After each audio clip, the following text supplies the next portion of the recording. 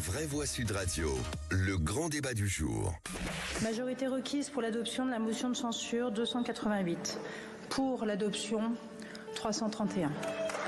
La majorité requise étant atteinte, la première motion de censure est adoptée. Il n'y a pas lieu de mettre aux voix la seconde motion. Je veux vous dire que cela restera pour moi un honneur d'avoir servi avec dignité la France et les Français. Enfin, le gouvernement Barnier est tombé, ainsi que son budget violent. Et c'est par notre motion, déposée par la France Insoumise et le Nouveau Front Populaire, que ce gouvernement a été renversé. Pas par celle du Rassemblement National qui, comme d'habitude, n'a servi absolument à rien. Et la chute de Michel Barnier pose une question. Un Premier ministre partisan peut-il survivre à une assemblée éclatée sans dissolution avant l'été? Un gouvernement technique d'experts semble être la seule option pour éviter une nouvelle motion de censure. Alors parlons vrai. Est-ce qu'un gouvernement technique, ça vous semble faisable en France? Vu l'instabilité du Parlement, est-ce que ça ne va pas faire fuir des candidats potentiels? Et à cette question, faute de candidats consensuels, Macron doit-il procéder à la nomination d'un gouvernement technique?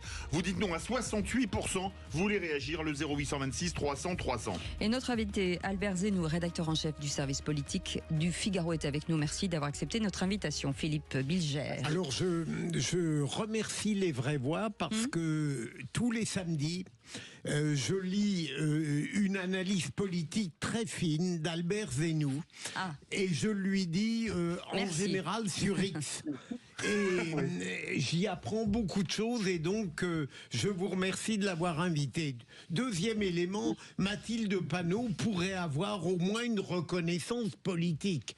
Lorsqu'elle dit que le Rassemblement national n'a servi à rien, c'est un peu rapidement dit puisque sans lui, évidemment, la motion de censure, celle de LFI, du Nouveau Front Populaire, ne passait pas. Troisième élément, il faut bien voir que le seul souci d'Emmanuel Macron, c'est de durer jusqu'au mois de juin, juillet, date à partir de laquelle il pourra de nouveau ordonner une dissolution. Donc on peut imaginer que plutôt que de choisir un Premier ministre politique, quel qu'il soit, il pourrait aller vers un Premier ministre technique qui ne ferait pas grand-chose objectivement, mais qui lui permettrait de durer tranquillement jusqu'à cette date fatidique. Mais il faut le trouver. Alors on parle évidemment de celui de la Banque de France. Mais j'imagine mal qu'il soit accueilli par des applaudissements collectifs considérables. Un grand technicien de la politique, Loïc Le Floch-Prigent. Ah oui, de l'énergie surtout. Oui, on ne va pas choisir quelqu'un de l'énergie. Disons que le problème, c'est que l'homme providentiel technique, c'est souvent un économiste qui a fait un certain nombre de choses du plan international et qui permet à l'économie de se redresser. C'est ça l'idée. L'idée d'un gouvernement technique, c'est un gouvernement qui s'occupe prioritairement de ça. Or, l'Assemblée nationale a bien démontré que les entreprises, qu'ils s'en fichaient complètement. C'est-à-dire que le fait d'avoir au départ dit on va prendre sur les entreprises, ensuite on a ouvert la boîte de Pandore, tout le monde s'y est mis pour dire on va prendre des entreprises, donc on a ouvert le champ au Parlement, et le Parlement a dit les entreprises n'en ont rien à faire. Or, le seul moyen de redresser le pays, c'est par les entreprises. Et multiplier les impôts à l'égard des entreprises, ce n'est pas forcément augmenter les recettes, contrairement à ce qu'ils pensent. Et c'est ça le drame. Alors, est-ce qu'un technicien est capable aujourd'hui, sans support politique, d'expliquer ça à l'Assemblée nationale? Moi, j'y réponds. Oui. Alors moi je suis chef d'entreprise, je travaille avec des chefs d'entreprise, donc je suis d'accord avec vous. Je vais rebondir sur ce que vous avez dit Philippe. Vous avez dit nommer un technicien, la Banque de France, donc c'est François Villeroy de Galhau. Mais François Villeroy de Galhau, autant directement appeler le FMI pour qu'on nous mette sous tutelle. François Villeroy de Galhau, quand même, c'est qui? C'est celui qui a provoqué la crise de l'immobilier en faisant exprès de bloquer l'accès au crédit il y a 5 ans. C'est ce qui fait que des entreprises sont en défaillance. Nexity, plan social, Bouygues en licenciement, etc. Villeroy de Galhau, c'est celui qui interdit aux Français d'être propriétaires, faisant que les Français ont un sentiment de déclassement. Villeroy de Galhau, c'est un aristo monarque jamais élu, d'accord, qui vit sur l'argent public, qui méprise tout le monde. Nommer François Villeroy de Galhau, pour moi, c'est carrément un suicide collectif. Non, il faut des techniciens, c'est des gens qui ont travaillé, des gens qui savent de quoi on parle. Et je pense que n'importe quel petit commerçant qui sait faire son bilan est bien meilleur que tous les énarques qu'on nous a mis, en fait. Qu'est-ce que vous avez contre les aristos? Je suis d'une famille aristo, donc je les connais bien, mais il n'y a rien de pire que le cadeau de gauche. Allez, Albert Zenou, rédacteur en chef. moins populiste, la chère Bérangère. Mais Villeroy de Galhau, c'est une crise économique terrible. Je n'ai pas soufflé son nom à Emmanuel Macron, je vous le dis. J'espère, mais je vous en voudrais. Stop, on y va. Albert Zenou, rédacteur en chef du service politique du Figaro. Votre analyse sur ce qui vient d'être dit? Tout d'abord, je tiens à remercier Philippe Bilger pour les gentils mots qu'il a dit.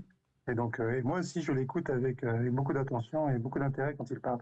Donc, pour vous dire, moi, je trouve que le gouvernement technique ou le Premier ministre technique, c'est par essence la fausse bonne idée. On croit que un technicien ou des techniciens vont résoudre les problèmes que les politiques n'ont pas réussi à résoudre. Or, souvent, ça ne marche pas. Et même pratiquement tout le temps, ça ne marche pas. Parce que la politique, même si ça n'est pas un métier, ça reste quand même une fonction particulière. Et il s'agit d'offrir au peuple français des gens qui savent conduire les affaires politiques. La politique, c'est quand même compliqué. Et les techniciens, souvent, se réfugient derrière la connaissance du terrain, la compétence, l'expertise, mais ça ne suffit pas.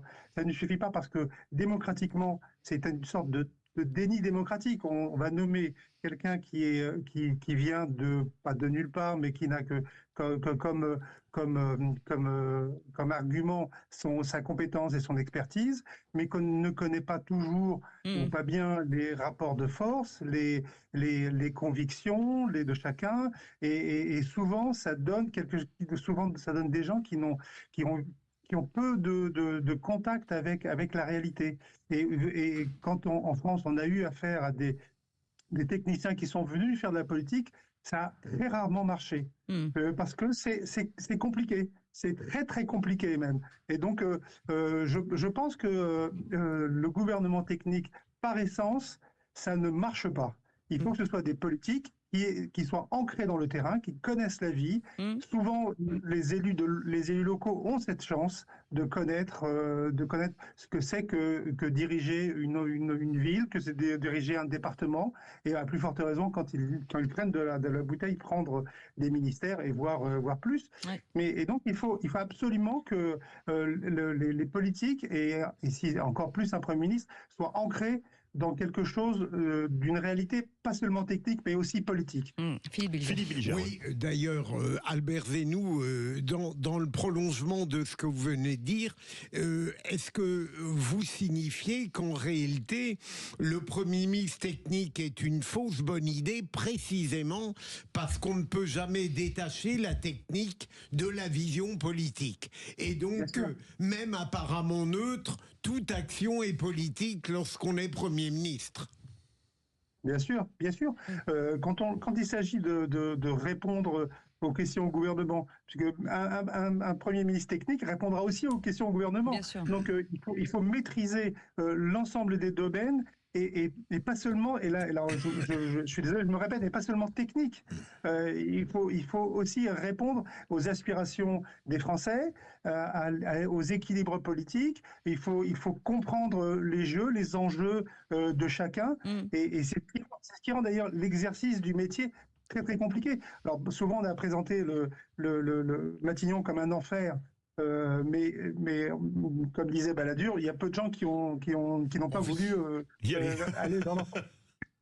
Mais c'est vrai que c'est un exercice très très très très complexe où il s'agit d'avoir non seulement des expertises, mais aussi une connaissance fine des hommes, des mouvements, des moyens, des courants. Et c'est ce qui rend la tâche à la fois excitante et en même temps compliquée. Loïc Le Floch-Prigent. Et je voulais simplement rappeler qu'il y avait eu des ministres techniques autrefois, dont l'un qui était un homme tout à fait compétent, qui s'appelait Francis Maire, qu'on a nommé ministre de l'économie, et ça a été une catastrophe comme ministre. Par contre, du point de vue de la sidérurgie, il connaissait. Lui aussi. Voilà. Ouais. Vous voyez, donc c'est quand même très différent d'être chef d'entreprise et soudain, même si on prend non pas des énarques qui n'ont jamais rien rien fait de leur vie, comme dit Bérangère, mais qu'on prend des gens qui ont fait quelque chose, qui ont fait quelque chose de leur vie. Même si on prend des gens comme ça, on n'est pas sûr du résultat, parce qu'effectivement, c'est un autre métier.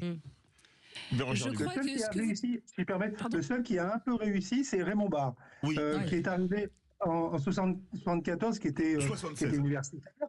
Qui était universitaire, non mais en 74 après 74 il est nommé ministre, il est universitaire, il est commissaire européen, il est nommé Premier ministre en 76 en remplacement de Jacques Chirac, et puis il arrive parce qu'il a une finesse, mais rapidement il devient politique, et dès 78 il est élu député, donc il devient un vrai homme politique. Mais je pense que dans ma mémoire défaillante politique, c'est le seul technicien entre guillemets qui peut faire un petit peu exception. Mais en même temps, Raymond Barre, tout le monde n'est pas Raymond Barre. Oui, il était déjà quand même très politique. Parce que moi, je l'ai connu, Quand on parle de professionnels de la politique, d'hommes politiques, je crois qu'on a un vivier. On a regardez le Sénat. Le Sénat, ça marche bien. Les sénateurs, ça fonctionne. Regardez les maires. Je crois qu'on a des vrais élus de terrain, et c'est peut-être aussi ce qui a manqué. Ce qui a manqué à Emmanuel Macron, tout le monde le dit, c'est ce vivier sur le terrain. Et aujourd'hui, quand on parle de techniciens, c'est vrai qu'on a des maires qui savent gérer des villes. Alors je reviens à David Lisnard, mais il y en a d'autres. Cannes, qui était la ville quasiment la plus endettée il y a 10 ans et désendettée aujourd'hui. On va parler des problèmes d'insécurité, des problèmes de transport. On a des maires qui, sur le territoire, ont fait des choses exceptionnelles. Les sénateurs, on a des sénateurs qui maîtrisent totalement leur sujet, que ce soit la santé, que ce soit l'immobilier. Et donc peut-être effectivement qu'entre le technicien, je suis d'accord, et l'homme politique de parti, il y a l'élu de terrain, et c'est peut-être ce qui nous a un petit peu manqué dans ce gouvernement. Et on voit bien que Bruno Retailleau, qui était sénateur, brille aujourd'hui dans le gouvernement qui vient d'être renversé. Tout à fait. Allez, 0826. C'est souvent la faute à l'abandon du cumul des mandats. Tout à fait. Sont arrivés à l'Assemblée des députés qui n'étaient en rien connectés au terrain, et sont souvent des apparatchiks et des idéologues purs. Allez, 0826 300 300 avec Ludovic des Landes. Une réaction, Ludovic?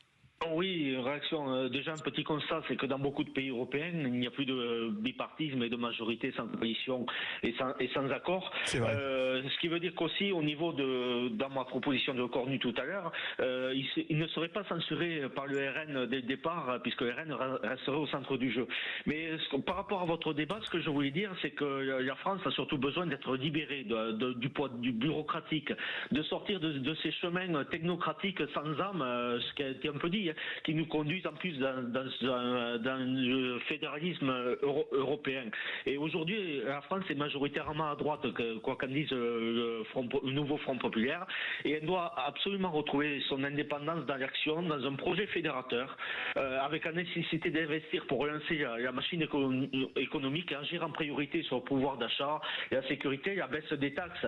Et quel que soit le Premier ministre, si on continue dans ce chemin-là, et avec même un projet rectificatif basé comme celui de M. Barnier sur les impôts et les prélèvements, il y aura sanction, forcément. Alors, vaste programme.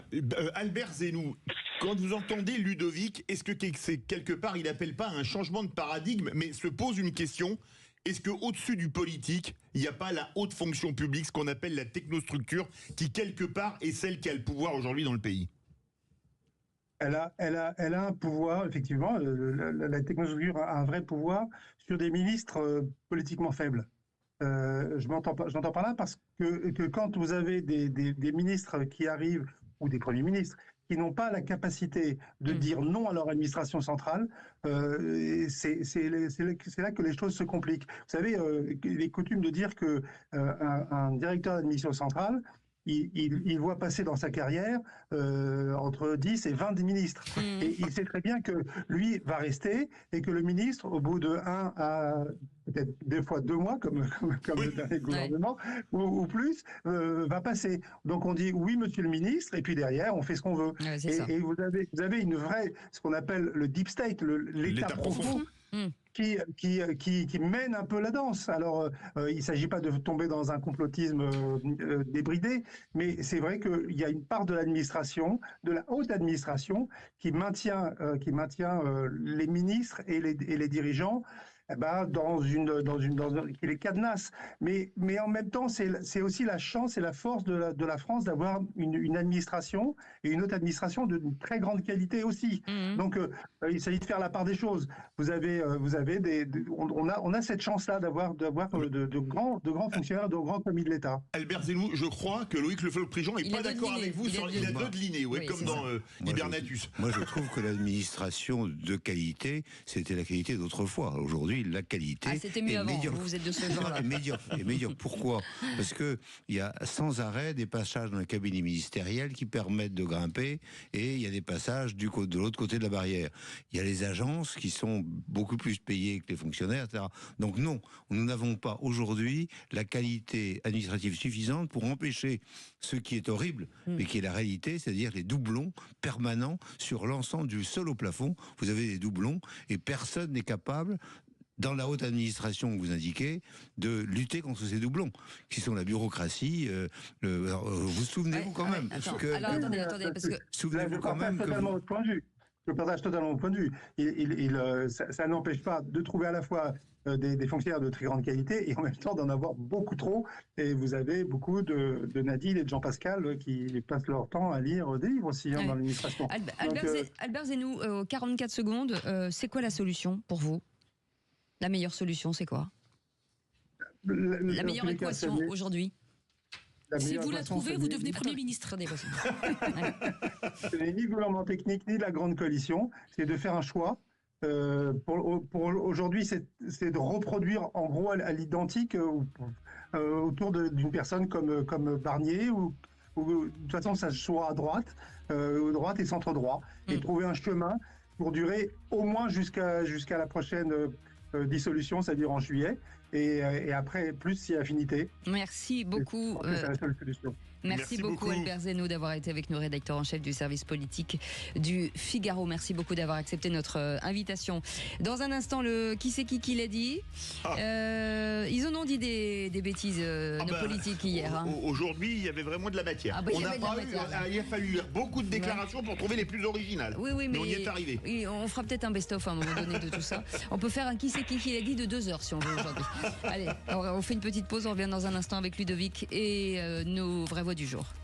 Sud Radio, votre attention est notre plus belle récompense. C'est un grand plaisir que maintenant qu'on a la Sud Radio sur Lyon et la famille grandit, c'est une super nouvelle. Sud Radio, parlons vrai.